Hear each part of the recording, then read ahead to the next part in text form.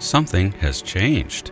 In the history of space exploration, we saw a period of stagnation after the end of the Apollo missions to the moon.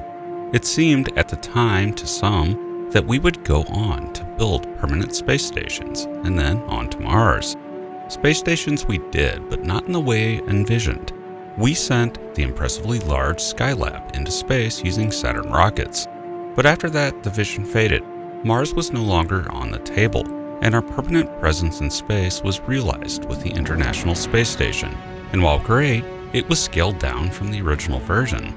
Now, we seem to have moved past that period of stagnation, and we're talking about things like building larger, more permanent space stations through the work of companies like Blue Origin and Bigelow Aerospace, and to the moon, and even Mars through SpaceX's vision. And of course, NASA has plans to send astronauts to the moon and Mars once again. This is very different from the days of Apollo. Now we have multiple ways, both government and private, to head into space. My guest today has been a prominent figure throughout that process. Welcome to Event Horizon with John Michael Godlier.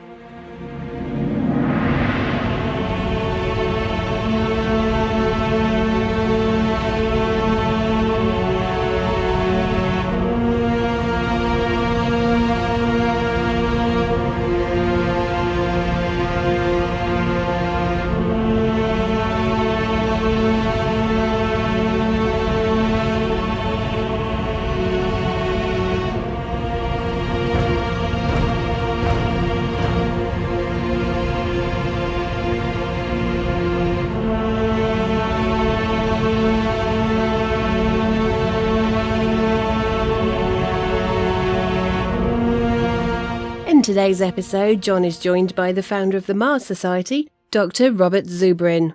Dr. Zubrin is an aerospace engineer and inventor, and he's the author of The Case for Mars, Merchants of Despair, and science fiction novel First Landing. Dr. Zubrin has also recently authored The Case for Space, How the Revolution in Spaceflight Opens Up a Future of Limitless Possibility, which is available from Amazon. Welcome everyone to Event Horizon with me, John Michael Godlier. If you enjoy what you hear, fall into the Event Horizon, hit the like button, and become an active subscriber by ringing the bell. Robert Zubrin, welcome back to the program. Thanks for inviting me. Doctor, you have a new book out, The Case for Space. And it's probably one of the most exciting books I've read this year, which obviously I read a lot of books doing a show like this. And I walked away from it thinking, my God, we're really going to do this. Throughout my life, being born after the Apollo missions, it seemed like we lived in an age of stagnation. And you would see things in movies like The Hunt for Red October where, Sean Connery would say like the heady days of Sputnik and Yuri Gagarin. And it didn't seem in the 1990s and 2000s that we were living in heady days at all. It seemed like we were living in a stagnant pool. Now it seems very different. Where do you see us going? Where does this start? Well, we're having a renaissance. I mean, I agree with you. In the first decade or so of spaceflight, say from 1958, our first launch to orbit, through 1969, the moon landing, we made tremendous strides. We developed more or less the full bag of tricks that we need to explore space, launch to orbit, hydrogen oxygen engines, multi-stage heavy lift launch vehicles, in-space life support systems, spacesuits, lunar rovers, space rendezvous, soft landing techniques, re-entry techniques, deep space communication, navigation, all this stuff is all developed. And the first space launches were ultra expensive, and they came down somewhat through the Saturn V and Apollo. But then for the next 40 years, from 1969 to 2009, the cost of space launch didn't drop at all. Okay, having dropped sharply in its first decade, it went into total stagnation. Okay, but then in the decade since 2009, SpaceX has cut the cost of space launch literally by a factor of 5. We've gone from $10,000 a kilogram to $2,000 a kilogram. They first introduced the Falcon 9, then the reusable Falcon 9, and then the reusable Falcon Heavy. Bang, bang, bang. And they did the Dragon within a quarter of the time that NASA has been spending on Orion, and it hasn't even flown yet.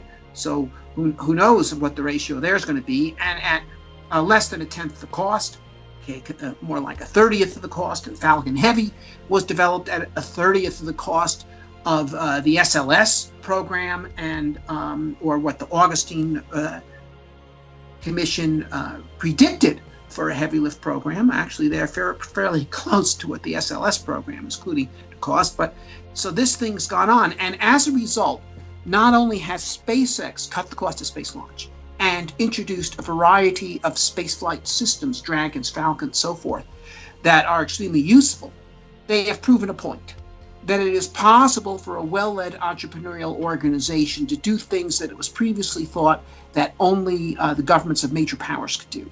And not only that, do them in 1/3 the time or less, at 1/10 the cost or less, and even do things that they had deemed impossible altogether, such as having boosters that fly back to the launch pad and land instead of just crashing into the ocean somewhere, which has been the universal mode of operation for the past 60 years. So, it's like ancient Greeks and the Romans, they had certain accomplishments, and then we went into the Dark Ages, and now it's the Renaissance. And this is going to lead to the Enlightenment and then the modern age, because the dynamic here is, as I said, as a result of Musk proving this, he has set off an entrepreneurial space race. Other people are getting into the game. Jeff Bezos has his launch company. Richard Branson has his launch company. And not just billionaires are in this game. We've got working engineers, middle-class people who've managed to mobilize investors behind their concepts. So you have Venture Space and Rocket Lab. Rocket Lab isn't even an American company. It's a New Zealand company. New Zealand doesn't even have a space program. And the Israelis have reached lunar orbit and almost succeeded in landing on the moon. And that was a private venture, by the way, not an Israeli government venture. And there's a Ukrainian venture. And so the fact that this is entrepreneurial makes it no longer a function of government decisions, the need to have a consensus, a program in the government where everybody agrees is something we should do. Now you just need a few people who think it needs to be done, and they can do it. And I believe the cost of space launch is going to continue to go down. In fact, SpaceX is already planning to bring it down by another factor of 3, because they're making a launch vehicle now, and I think it'll probably be flying within about 5 years. They call it the Starship. This is not a ship that flies to stars, but that's its name. But nevertheless, it will have triple the launch capability of the Falcon Heavy and have about the same launch cost. So that's another factor of 3 reduction. So now we've gone from 10,000 a kilogram to 2,000 a kilogram, and now it's going to go to like $700 a kilogram. And that's just the beginning, because there are competitors on the rise that will force SpaceX to keep innovating, and these other people are creative too, and they will be innovating. And the more launches there are, the more opportunity there will be for innovation. And the more launches there are, the more innovations there will be in spacecraft. There's going to be a lot more spacecraft being launched. And furthermore, the designers of spacecraft can become much less conservative as the launch cost drops. So we're going to have rapid progress in development of spacecraft in both their capabilities and reductions in their cost. So the cost of getting to space is going to collapse. The cost of doing things in space is going to collapse. And this is opening up, we're on the brink here of the beginning of a golden age of space exploration and settlement. To dig deeper into this idea of dropping launch costs, this has always been the Holy Grail. Because getting into space, getting a kilogram of material into space has always been really expensive and held us back, honestly. So what is it? What was it about the institutional culture of the military contractors that kept everything so expensive and kept them from pursuing things that seem like no-brainers now, such as reusing rockets? I mean, we played with reusability. The space shuttle was not so much reusable, but refurbishable. Yeah, but salvageable. Yes, exactly. So what was it about the institutional culture that kept this from being pursued 20 years ago? First of all, the cost-plus contracting system, where in the 1960s, various reformers came along and said, oh my God, look at this. Here's a defense contract where the contractor made a 30% profit. That's outrageous. They shouldn't do that, making so much money off the taxpayers. We need to regulate it. Now, 8%, maybe 10% profit is reasonable. So what we want them to do now, instead of just saying, this is how much we're charging and we can make as much profit as we like if we can make it for less than that, we want you to tell us how much it costs you to do it, and then you can add on 8%. Okay, how's that sound? Well, that completely reversed the incentives for the contractors. Okay, now the more it costs, the more they make. So all incentive to reduce costs were taken out of the system. In fact, there was clearly an incentive to increase costs, both direct costs and overhead costs and every kind of cost you can think of. You know, it's like you pay someone for the job or you pay them by the hour. If you're paying them by the hour, what's the incentive to get it done quick? There isn't any. And so, you know, here's Saturn V, the moon rocket. They cut the contract for that in 1962. It flew in 67. That's 5 years, and everything in it was being invented as they went. It was all new technology. Now here's SLS. I actually worked on the team that did the preliminary design of what is now called SLS at the Martin Marietta Company, which is now Lockheed Martin, in 1988. That's 31 years ago. And SLS incorporated nothing new. In fact, that's why we designed it that way. We said you could certainly have this thing flying in 3 years. It's nothing but the space shuttle launch stack without the orbiter attached to it. Okay, it's the same engines, the same strap-ons, the same tank, and we would put an upper stage on top of it. And this thing was turned from a program which could have had us a heavy lift launch vehicle by the mid-90s at the latest, and which would now have had an honorable quarter century of service before it's replaced by Falcon Heavy and Starship, because it's more or less obsolescent already. You know, for the past 25 years, it could have done good work. They turned it from a program into an entitlement. It hasn't flown yet. It hasn't flown yet. It sputtered too. It sputtered too because I remember it in its previous incarnation as the Ares, and it got stopped and set down and redesigned, and it wasn't really a redesign, and it was just bizarre actually how long it took to realize that idea. Right, but this thing, okay, now here it is. NASA is designing its moon program, and they're designing it to make them use the maximum number of SLSs instead of the minimum.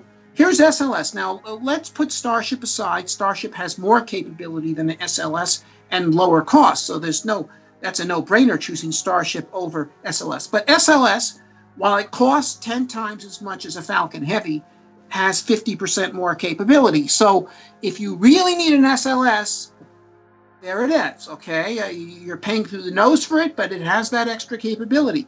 But in that case, you would certainly only want to use it where you really have to.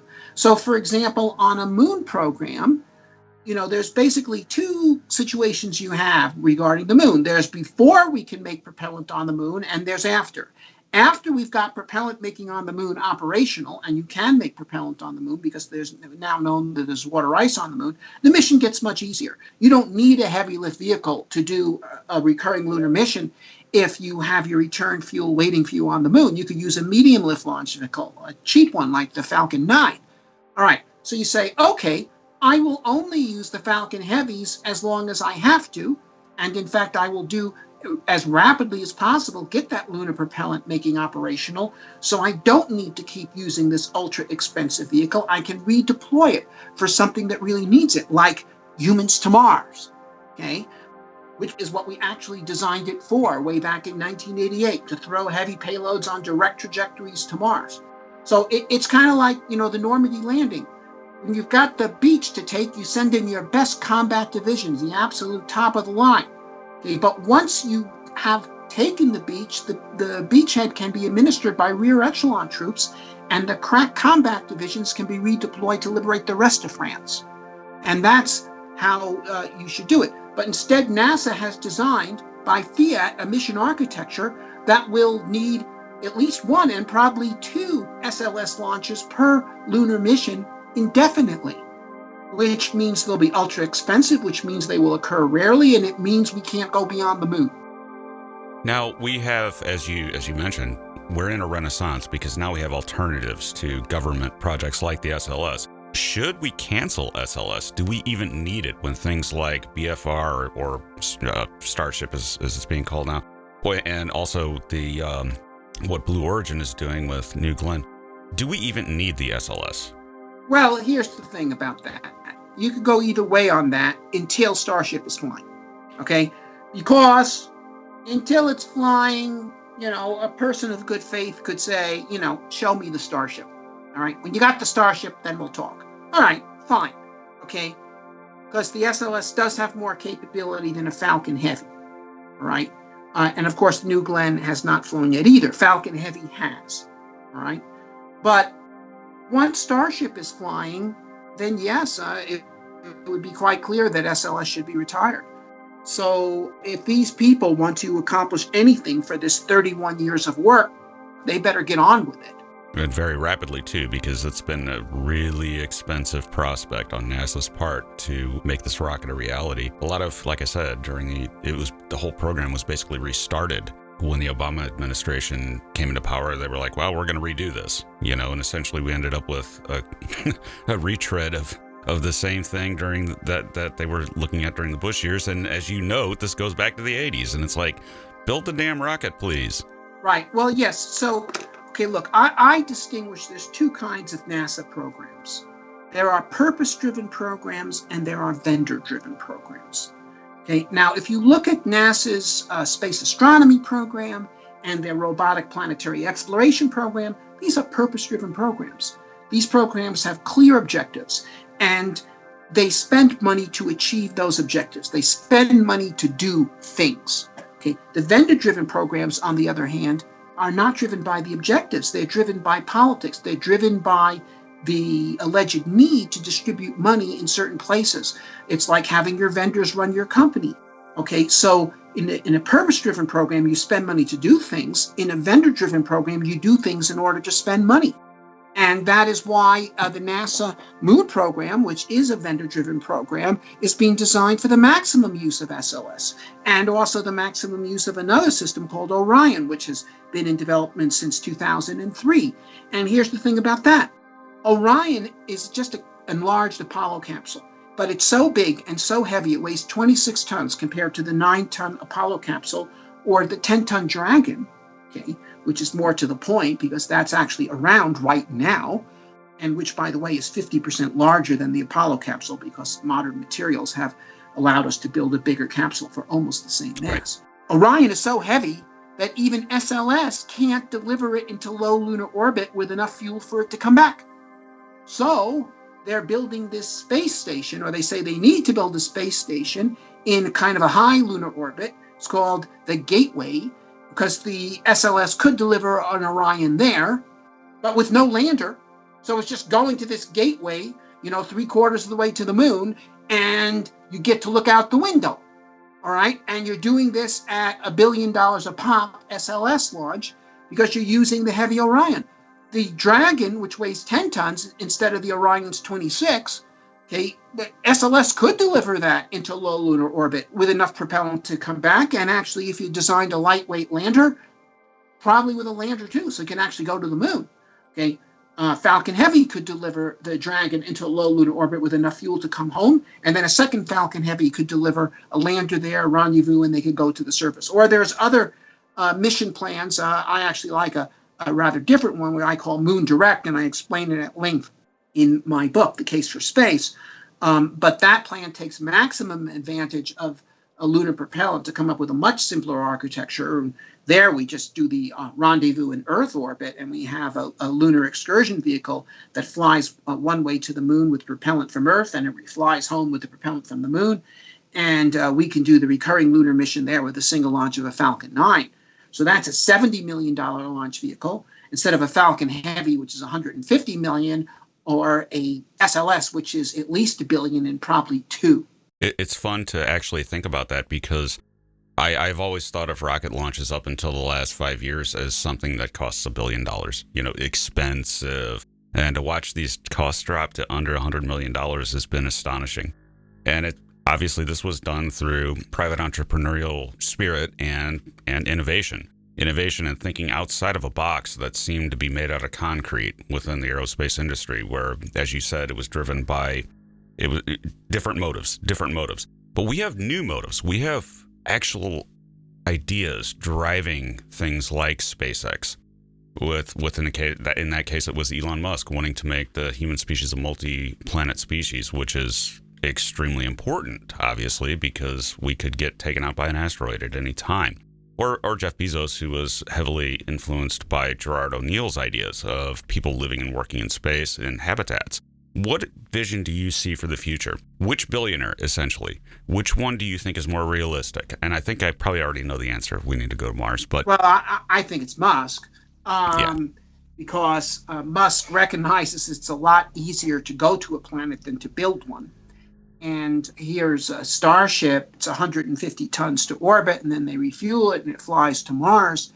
Okay, so maybe the total launch requires 500 tons delivered to orbit to do this, whereas to build an O'Neill colony requires like 1 billion tons.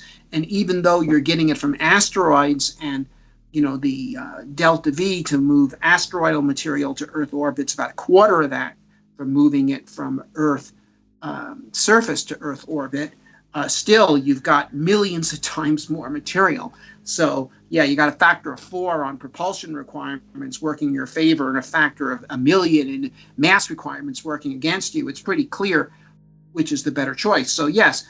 And I do discuss in here about my interactions with Musk and my role in helping to convince him to make humans to Mars his calling. And to be clear, I do not claim credit for any of Musk's accomplishments. Those are clearly his. They are the result of his work, his passion, his ingenuity, and that of his team. But I did have a role in recruiting to the cause. And this is a very important thing. And of course, now I'm not the only one who had a role in recruiting him, and other people had roles in recruiting Bezos and others. But Victor Hugo said, nothing can stop an idea whose time has come. And the idea of making humanity a multi-planetary spacefaring species, that idea has come. And the reason why nothing can stop it is because an idea like this has the power to recruit the forces to its banner to make it prevail. And that's what's happening. And in fact, that's why I wrote the book, to help the idea do its job. Did that also drive you with the case for Mars years ago? Yes, it did. And the case for Mars in particular was what had, I think, the most significant influence in convincing Musk, more than any conversations so much as the actual book. But I generalized it. I talked in much broader terms in the case for space. I talk about the revolution in spaceflight itself, what this will make possible on Earth orbit, orbital industries, orbital research labs, orbital hotels, surface-to-surface transportation anywhere to anywhere on Earth in less than an hour. I talk about what this will make possible on the moon, lunar bases, helium-3 mining, giant interferometers that are like networks of telescopes that will enable us to image the continents of Earth-sized planets orbiting other stars and make grand discoveries about the physics of the universe, about what it will make possible in terms not only of the exploration of Mars, but the settlement of Mars, of bringing to being new branches of human civilization on Mars, and then later in the asteroid belt and beyond, and then on to the outer solar system and on to the stars. So in this book, I really address the full picture. Case for Mars, I focused on Mars. But this is the case for all space. Right, including Mars. Including Mars, of course. But all of space. And then, of course, beyond all this, these chapters, which are about 2/3 of the book, explaining how we can do it on orbit, the moon, Mars, asteroids, outer solar system, and the stars, and how we can terraform planets, I devote about 1/3 of the book to discussing why this is critical that we do this. Why? For the knowledge, for our survival, for the challenge, for our freedom, and for the future. Each of these have a chapter, and I to really lay this out as to what it means if we do it and what if it means if we don't. And on that, we have to take a break. I am joined today by Dr. Robert Zubrin. And check out his book, The Case for Space, How the Revolution in Spaceflight Opens Up a Future of Limitless Possibilities. And when we come back, we're going to talk about practical uses for this, because not only would we be founding a Mars colony with these rockets, we would also be traveling intercontinentally with them. Back in a moment. If you'd like to support Event Horizon, you'll be pleased to know we've recently launched a Patreon. Link in the description below. Or alternatively, you can use your cellular telephone to scan the assemblage of squares on screen now. Hi, I'm Dr. Robert Zubrin. I'm president of the Mars Society, and I'd like to invite everyone to come to the next Mars Society convention. It's going to be at University of Southern California, which is in Los Angeles, October 17th through 20th. We're going to have sessions there discussing the current Mars exploration program, the plans for human exploration, NASA's program, SpaceX's program. We're going to have debates. Is the lunar orbit gateway something necessary, or is it a diversion? Should we have a planetary protection program, or is this an obstacle to Mars exploration and settlement? What about the terraforming of Mars? Is it possible? Is it ethical? Can we do it? What does it mean if we do? We're covering the gamut. There's an open call for papers right now at marssociety.org. If you want to speak there, send in a 300-word abstract. We're going to have a contest. Mars Society is running a contest for people to design a 1,000-person Mars colony, including its technical aspects, its economics, its social, political, and aesthetic aspects. We've had over 100 entries. The 10 finalists will be presenting at the conference in front of a panel of judges. And the winner will win a $10,000 prize. That'll be interesting too. And there'll be a lot of fun stuff as well. I hope you can make it. And now, back to John. And we're back with Dr. Robert Zubrin. Be sure to like, subscribe, and hit the bell for this channel if you want more content like this. Now, Dr. Zubrin, this new renaissance of space exploration and humans in space, also, this time, it brings us. Not only do we have the prospect of going into space, we have the prospect of literally going into space and traveling intercontinentally anywhere on Earth within an hour. This is new. This is something that I don't think anybody had thought of before SpaceX said they were going to make this possible with the new rocket that they're designing. How does this change the game? If you can jump on a rocket and fly to Beijing or something and be there in 40 minutes, how does that change the game? Well, the first thing it does vis-a-vis space is it will drive down the cost of space launch by perhaps 100-fold. Okay, in other words, SpaceX has now cut the cost of space launch from $10,000 a kilogram to $2,000 a kilogram. With Starship, it'll be more like $700 a kilogram. But how do we get it down to, say, $7 a kilogram? Okay, that kind of cost, which is comparable to airplane flights. Right? Something like that to go to space. Well, it needs a bigger market. See, there were only about 100 satellite launches in the whole world last year. SpaceX got a quarter of them, which is really something if you think about it. For one medium-sized company, not even a big one, to have taken a quarter of the world launch market to itself, especially since about half of the world launch market is off limits to an American company because it's Russian or Chinese or something. So they got that. And as a result of cheapening the cost of space launch, the number of space launches is going to increase. I think pretty soon we're going to see 200 satellite launches a year, 300.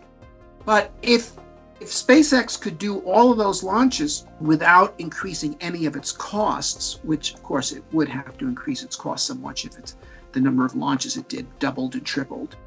But even if it could do it without it, well, that could drop the amount of money needed per launch by the same factor as the number of launches increases. But now we're just talking about doubling or tripling, which means cutting in half or by a factor of 3 the cost of space launch. That still leaves it fairly expensive.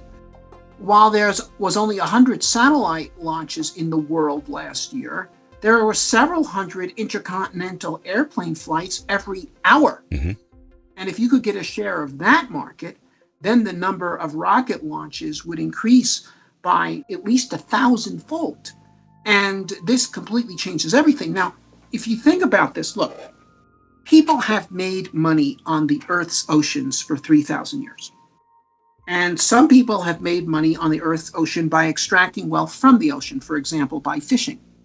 And that's a significant business. It always has been. But far more money has been made and much more important impact on the world economy has been accomplished, not by extracting wealth from the ocean itself, but by using the ocean as a global low drag medium connecting every port to every port, that is to say, commerce. This has been much more important use of the ocean than fishing the ocean. And now, if you think about it, what is space? Space is a zero drag medium connecting every point on Earth to every other point on Earth. Okay? And if we can use it the way people have used the ocean as a method of connection, well, then the possibilities become endless. And now, instead of launching 100 launches a year, we're launching 100 launches an hour, and there's about 8,000 hours in a year. So now we're increasing the number of launches by a factor of 8,000. Now we're talking about reducing the cost of space launch to a few dollars a kilogram, and comparable to intercontinental airplane flights. And so, yes, now for the people on Earth, that means, yes, it means that everyone will know people everywhere. It means each of us will have friends in every land. But not only that, it means that the cost of space launch and the cost of spacecraft will all be reduced by factors of 100 at least. And now, instead of $700 a kilogram, $7 a kilogram, something like that. Okay, and you think about it. Maybe you weigh 70 kilograms or so. $7 a kilogram is whatever, $490 for a flight. That's kind of typical of an airplane flight, right? Okay, that's something that people do. And these same rocket vehicles that fly through space to go anywhere to anywhere are basically orbital capability. So some of these people will say, hey, look, would you like to experience space a bit more? Right now on these flights, Los Angeles to Sydney in 30 minutes, okay, you're getting 20 minutes of zero gravity and looking out the windows at the black skies and the bright stars of space. What if you want a little more? Okay, fine, we'll stay 3 orbits in space. Okay, that's 4.5 hours. Okay, so now you can really get a real taste of space, and people will do that. But what if you say, I want to spend a week in space? Well, it doesn't really make sense to have a rocket plane, which could be making money by flying every day, being kept up in space for a whole week. So now people will put up a habitation module, a hotel. The rocket plane goes to it and drops you off, and you stay there a week, and then somebody else picks you up a week later. So, Robert Bigelow had this vision back in the 90s of space hotels. He was ahead of his time. There was no way they could be launched. There'd be no way passengers could visit them. But now time has caught up to him. Bigelow definitely was ahead of his time. I remember that. But now I suppose his idea of these inflatable habitats and things that we could put up there to build a hotel, they must be more advanced, but you never hear much from Bigelow Aerospace on what's going on. Some of these companies are very secretive, like Blue Origin is like that, where they don't really tell you until they actually unveil it. And Bezos, just the other month ago, came out and laid out his vision of O'Neill cylinders and everything. But before that, we only had tidbits. Yet other companies like SpaceX are very open. And Elon Musk is always showing the revisions to his vision, so to speak, where we found a Mars colony. Then, we see revisions to the spacecraft as the engineers go through and problem solve and create the thing. Mm-hmm. Do you think Elon Musk's vision for founding a Mars colony, do you think his timeline is realistic? I mean, we know that sometimes Elon's timelines are not so good, but do you think we can actually really start this within the 2020s? Yeah, I think the timelines that he projected are a little aggressive. I don't think Starship will be sending people to Mars or payloads to Mars in 2022. But I do think it will be flying to Earth orbit by 2024, which means that whoever's elected president in 2024, if they ask the question to their advisors, well, could we have humans on Mars by the end of my second term? They'll say, yeah, sure. In fact, maybe even by the end of your first term. And would it cost $100 billion? No, it'll cost a few $1 billion. Well, then let's do this. Okay, in other words, what the Musk is doing here is he's lowering the threshold in terms of both cost, risk, and schedule to make this increasingly attractive to anyone who wants to do it, in particular the United States government. So, and I think he's counting on that because that's how he's going to get his investment back. He's going to make humans to Mars missions possible, and then he'll be paid for executing them, and as he deserves to be. So I think we will see our first explorers going to Mars by the end of the 2020s. And the Musk plan, which is a variant of my Mars Direct plan, that is, it goes directly to the surface, it makes methane oxygen propellant out of local materials on Mars and uses that to fly back. Okay, this plan, in other words, it directly initiates the use of Martian materials, turning materials into resources. As a Mars base expands on that theme and goes beyond making to propellant to growing food, to making ceramics, glasses, plastics, metals, tubes, wires, habitation structures. Okay, now you create a capability on Mars to support an ever larger number of people. You don't have to ship most of their supplies from Earth. In fact, maybe you only have to ship 1% of their supplies from Earth. You don't have to ship the glass for a greenhouse to grow crops. You can make that on Mars, but you do have to ship the computers to run the automated systems to run the greenhouse, but those are much less massive. So as you do this, you start developing a Mars base, it becomes a settlement, and that becomes the seed for a new branch of human civilization. Now, you mentioned methane oxygen propellant, which is a big thing now, and it's by far the cheapest. It's cheap gas, so to speak. Why didn't anybody ever pursue this propellant before? I mean, you can make it on Mars. Well, of course, I was the champion of it in the 90s, precisely because we could make it on Mars. And it has other advantages, too. It is the cheapest propellant. Of course, you're making it on Mars, so there you go. But for Earth, for intercontinental travel, if you have reusable launch vehicles, propellant costs matter. Propellant costs don't matter on expendable launch vehicles. It doesn't matter whether the fuel costs 10 cents a gallon or $10 a gallon if you're throwing away the whole rocket. But if you're not throwing away the rocket, then it does matter that the fuel is, well, like 25 cents a gallon, something like that, instead of aviation quality jet fuel, which is like $5 a gallon. And so it has advantages of that. So the fact that the Starship is using methane oxygen makes it much more attractive for intercontinental travel on Earth. And another fact is that methane oxygen is the second highest performing realistic chemical fuel combination. Okay, that is after hydrogen oxygen, but it's much easier to handle than hydrogen oxygen. The methane doesn't have to get as cold as hydrogen, anywhere near as cold. It can be 100 Kelvin instead of 20 Kelvin. It can be in direct thermal contact with the oxygen tanks because they store at the same temperature. Much more compact. So while hydrogen oxygen has somewhat higher exhaust velocity, methane oxygen has the second highest exhaust velocity and is just a much easier thing to manage. Now, what actually happened was first we had kerosene oxygen rockets, and then they decided they needed something higher performing for the moon program, and they leapfrogged over methane oxygen to go straight to hydrogen oxygen. So that's why methane oxygen was kind of bypassed. But it has a lot of merit. And of course, Musk has embraced it. So has Blue Origin. So has Lockheed Martin, in fact, in the Vulcan launch vehicle. A lot of people are coming around to it. What's this going to look like? So somebody decides they're going to fly to Sydney, Australia from New York. They are going to get on a rocket, a SpaceX rocket, and go do that. But this is not going to be anything close to a space, an airline flight. You're going to go through a period of 0G, which is, to me, a draw. I would do it just to experience 0G. And you would see the stars of space and everything. But what is it? Do you think that this is going to be something that's kept towards business class flyers that an executive needs to be in a meeting type of thing? Or do you think that this is actually the real space tourism draw as opposed to these suborbital flights of companies like Blue Origin?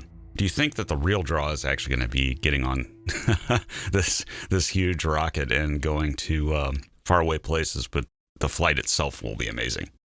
I think it's both. The fact that it has real utility, unlike, the 4-minute up and down ride that the Virgin Galactic has been selling, and actually with some success. They're asking $200,000 to experience 4 minutes of zero gravity. Well, okay, there'll be some Hollywood actors who will spring for that. and other people. But I mean, I can think of a lot of other ways to spend $200,000 in 4 minutes of thrills. Okay. However, I did the math, and it's presented in the book, The Case for Space. And what it looks like is an LA to Sydney flight on one of these vehicles, price tag to start out with, probably be about $20,000 a seat. So that's 1/10 the cost, okay? And you're getting 30 minutes of zero gravity instead of 4, and you're actually going somewhere. And so, yes, a business executive that's got to be at the meeting this afternoon says, this is it. Or even if he doesn't have to be at the meeting this afternoon, he says, I'm an important person, and I don't want to waste 18 hours of my time in an airplane. So there you go. Put me on this plane, and it'll happen. Right now, a first-class ticket from Los Angeles to Sydney is around $20,000, and all you get for the money is a bigger seat, a free drink, and a tablecloth. Here, you're actually getting something. You're getting there in an hour.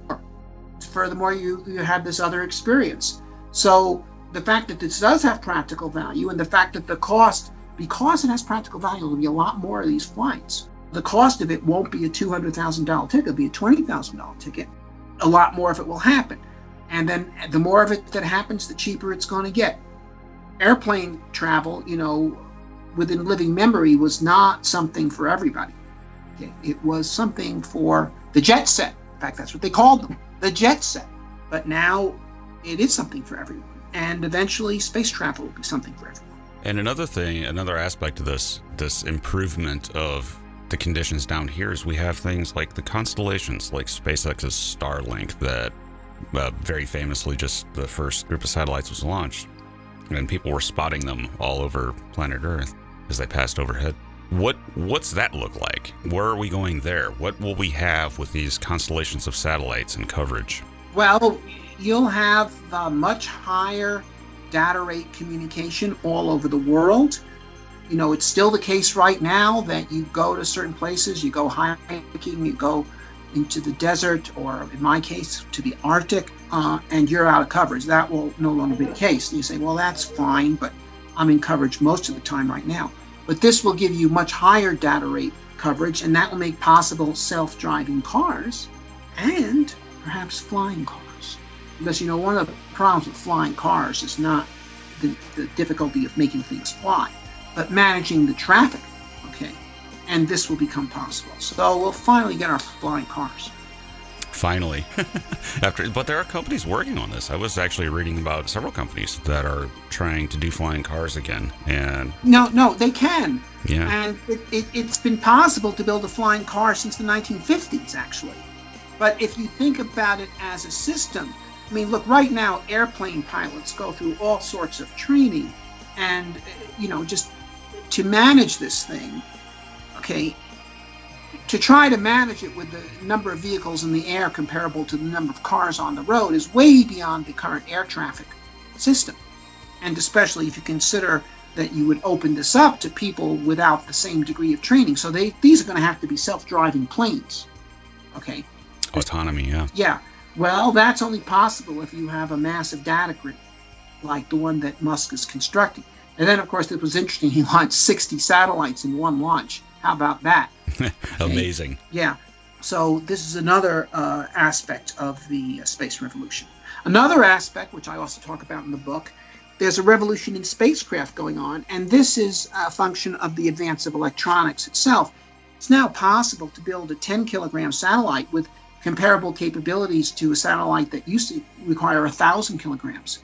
So, if the cost of space launch drops from $10,000 a kilogram, which means a 1,000-kilogram satellite costs $10 million to launch, to $2,000 a kilogram, but now you only need 10 kilograms, now it's a $20,000 launch.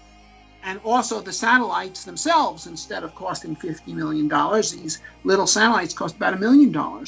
So now it's possible not just for governments and Fortune 500 companies to build and launch satellites, but for small businesses, universities, and even individuals who are willing to spend a chunk of their change will be able to launch space missions. So the market opens up because it's just simply cheaper and spacecraft way less than they used to. And they cost less than they used to. Yes. Now, I guess the overarching question here, though, is that this is going to, as you say, this is a renaissance. This is going to revolutionize humanity. And to me, it seems like it's going to bring us together a little bit more than we have been with the attitudes everybody's had as in competition, so to speak. And that really, this is a matter of shrinking the world even more. You know, we've lived in a shrinking world for a long time now, but now it's shrinking even more. What do you see in the future for the human species, everyone? What is space going to bring us? Where are we going to be in 50 years? Okay, well, actually, I have a little section in the book where I discuss my vision for 2069. If you like, I can read it to you. By all means. All right. So it's entitled, it's on page 317 of the book, The Year 2069. As I write these lines, the 50th anniversary of the Apollo moon landing is coming into view. Over the past 50 years, our robotic planetary program has performed epic deeds of exploration, while our human spaceflight effort has stagnated. But now, with the entrepreneurial space launch revolution, we are poised to break out into the solar system. If we seize this opportunity, where might we be 50 years hence? Here is my vision of where we could be. We will have fusion power and open sea mariculture, and will no longer be living in fear of climate change, resource exhaustion, or each other. We will be a cosmopolitan civilization, able to travel the globe freely through suborbital space in less than an hour, so that nearly everyone will have friends in every land. We will have research laboratories, industries, and hotels on orbit. We will have scientific bases, astronomical interferometers, and helium-3 mines on the moon. There will be operational lunar skyhooks enabling transport all over the moon, and the cheap lifting of propellant to lunar orbit to support exploration missions to the outer solar system. We will have city-states on Mars, vibrant, optimistic centers of invention, sporting lively and novel cultures, with many casting off the chains of tradition to strike out new paths to show the way to a better future.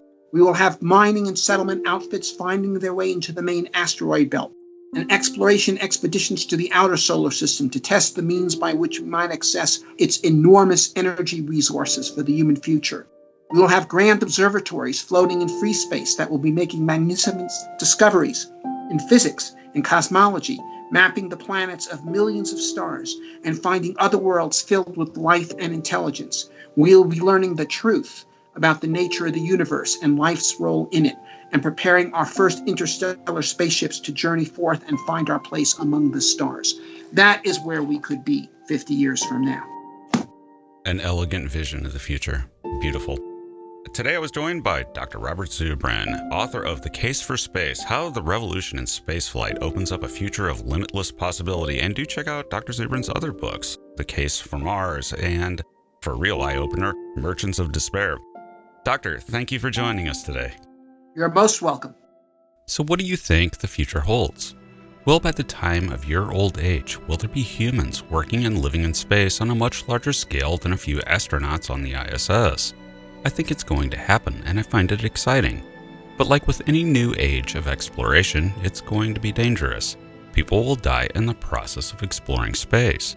And for most of us, initially, it will be too much of a risk. But for some it won't matter. The act of doing it will justify the risk, just as climbing Mount Everest does. Long ago, George Mallory and Andrew Irvine tried to summit that mountain, and they lost their lives in the attempt. They did it because it was there, though that quote attributed to Mallory is in question. But if you think about it, there was no other reason to do it. Then, Tenzing Norgay and Sir Edmund Hillary finally conquered Everest in 1953. Again, because it was there. Simply because it is there is a motivation for no small number of people on this world, despite the mountain now having claimed hundreds of lives. And climbing Everest is simply an achievement. It's been climbed plenty of times before, but now people do it for different motivations than being first. With Mars, someone has yet to be first, and once someone does it, others will follow simply because it is an achievement. And at this point, I think it's going to happen soon. John, I've located a new car for you. Really? What's it cost? Technically, you'll only have to fund the delivery. Wait, what? Really? Where is it? Is it local? It's in our local inner solar system. Local inner solar system? That's vague. Like, is it in New York or something? Close. Well, where then? near Mars orbit. What? It's the Tesla you've always wanted, John. It's been exposed to solar radiation for months. It probably doesn't even have an interior by now. That was all organic material. Neither did your previous car. It had fine Corinthian leather interior. And on that note, join us next week for a surprise. See you then.